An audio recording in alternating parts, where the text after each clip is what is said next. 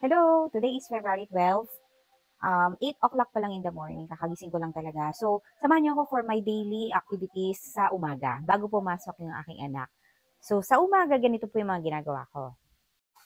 Prepare muna tayo ng lunch na. Ito na yung lunch namin. Aga ako nagpe-prepare para bago maghatid yung maghatid kay Enzo, ay makapag-lunch na. Almusal tayo ng biskotso. This one, nabili ko sa Boracay pa. Oh. Ang sarap nito. Tapos na ako sa bento baon ni Enzo. Tapos, ready ko na yung mga gamit ni Enzo sa school. Yan. So, ito na yung baon niya. Inom na tayo ng vitamins o Bimin. Gagawa na tayo ng sauce nito. Yan. Ang sauce niya is buffalo wings. Start na natin.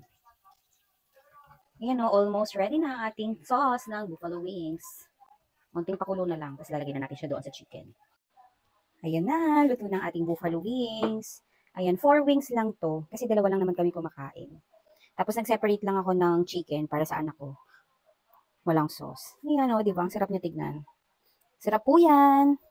Gamit itong hodek, mag-prepare naman tayo ng baon nung maghahatid kay Enzo, yung tita ko. Para meron siyang kakainin habang naghihintay siya. Kasi hihintay niya na si Enzo sa school eh. So, gagawa tayo ng chicken spread sandwich. Bali, 3 layer yung gusto kong gawin para busog na busog talaga siya. So, for the meantime, hayaan muna natin siyang uminit. Ayan. Ito, kapag nag-green na yan, mainit na yung tinapay. Toasted na siya. Ayan, tingnan nyo, nag-green na siya. So, it means okay na yung loob. O, diba? Ang ganda ng luto.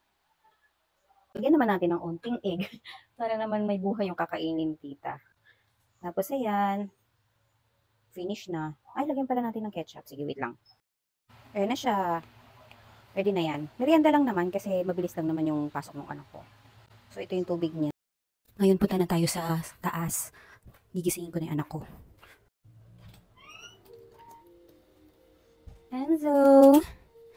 Gising na, my baby. Sarap pa ng tulog. Enzo! Good morning! Masyado mabilis ang pangyayari. Ayan, napaliguan ko na siya. Nakakain na din. And ready na siyang masundo. Hindi na ako nakapag-film kasi grabe, ang bilis namin kumilos. Ayan, ready na pumasok. Waiting na lang ng sundo. Bye! Bye! Go. Nasaan na si Manu? Nakaalis na yung anak ko at saka yung tita ko. Ako na lang dito sa bahay. Pahinga muna ako kasi kanina pa ako kumikilos. Nag-prepare ng breakfast, baon ni Enzo, baon ni tita, lunch, tapos nag-asikaso pa kay Enzo. Pahinga muna ako kasi medyo nangangalay na rin yung tiyan ko.